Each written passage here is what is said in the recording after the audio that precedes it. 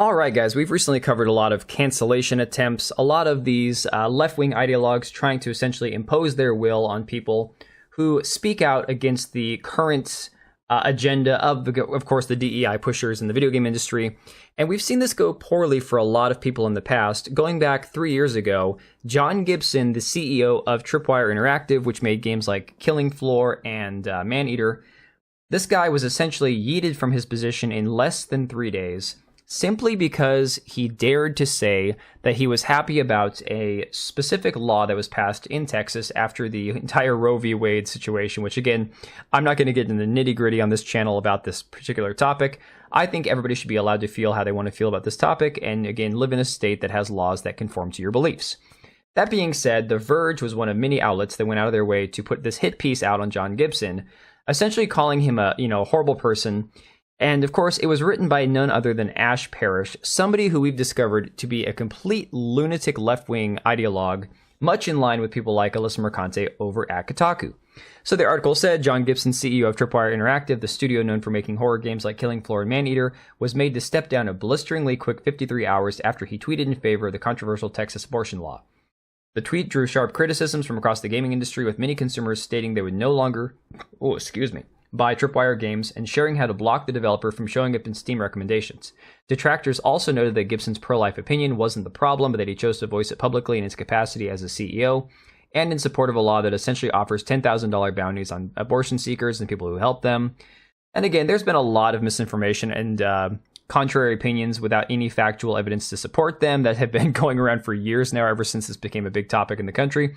But again, this is not what I want to focus on specifically. It's the fact that he tweeted something that was a personal belief of his, personal opinion from his personal account, and was forced out because of it. So at the time, the tweet, which was from September 4th, 2021, simply said, proud of the U.S. Supreme Court affirming the Texas law banning abortion for babies with a heartbeat.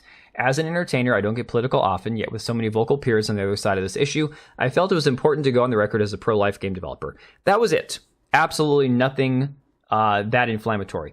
Now, if you look at the tweets that came a few days later, even a year later, a lot of people were very supportive, but you have people like Alana Pierce, saying, and I assume you have had a vasectomy before tweeting this. I'm not sure what that even has to do with anything. The man's married. If he gets his wife pregnant, they're just going to keep the babies. So it's a very stupid thing to say.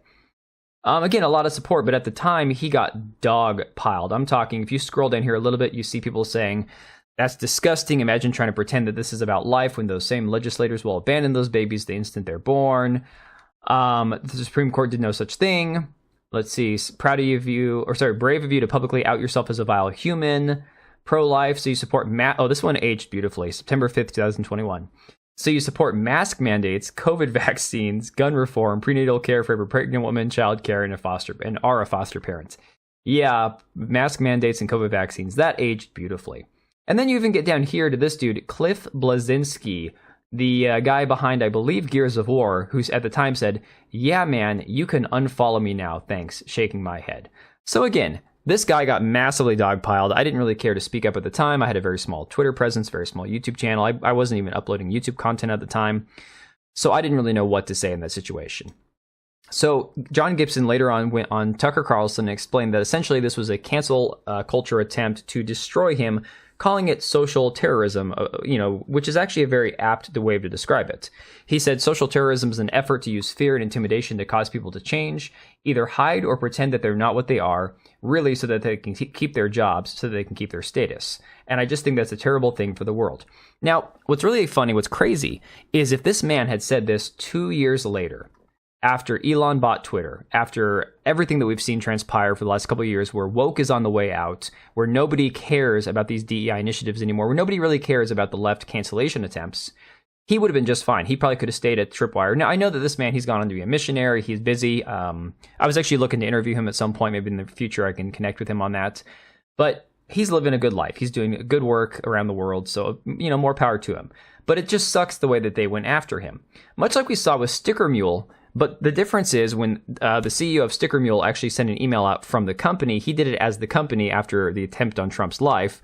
So again, it was much more of a political stance from a company, whereas John Gibson just said, hey, I think this is a really good thing from his personal account.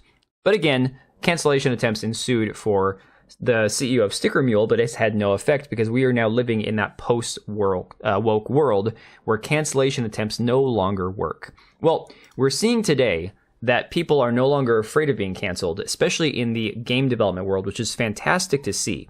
Because just a few days ago, there was this unconfirmed report that Matthew Kark, the CEO of Saber Interactive, which again made the Space Marine 2 game that everybody's loving because it's just like no politics, it's just blood and gore and destroying aliens, and it's great, right? Good fun.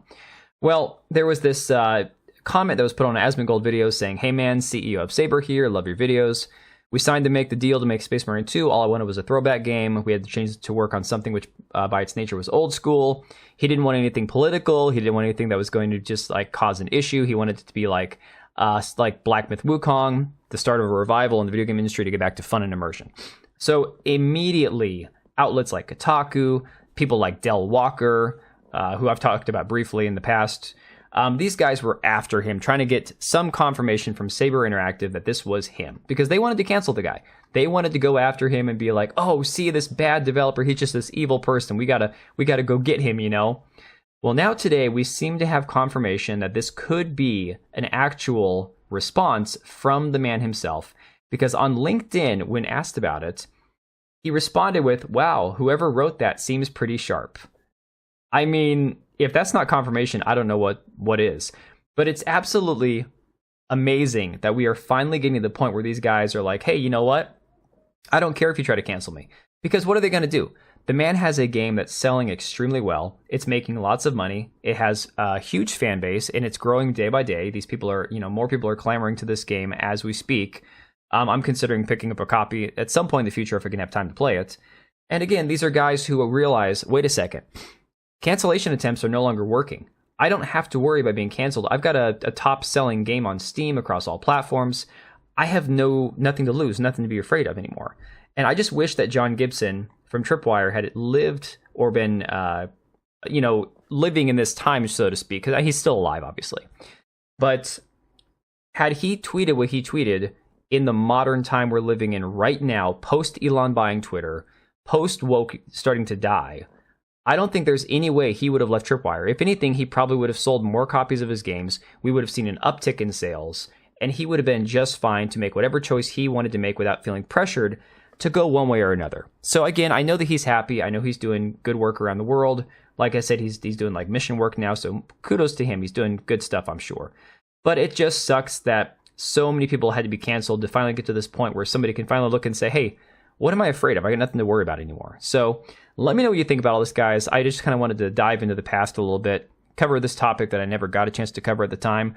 And again, kudos to this dude over at Saber, even if he did not specifically write the post on Asmongold's video. The fact that he looks at it and says, "Wow, sounds like a smart guy." It's like, that's as much an admission as you could possibly need. So let me know your thoughts down below, and I will see you on the next one. All right, and if you made it this far, thank you so much for watching the video. Thank you for being here. I do have 2 channels, Minimal Effort Podcast, as well as my gaming channel. I do have a Twitch and Kick for my gaming channel. We do live streams over there occasionally, maybe once a week. And then if you are in the market for a new PC, make sure to check out Meta PCs. Click the link I have down below. Use code TBO at checkout for a special discount. Thanks again for watching, and I'll see you next time.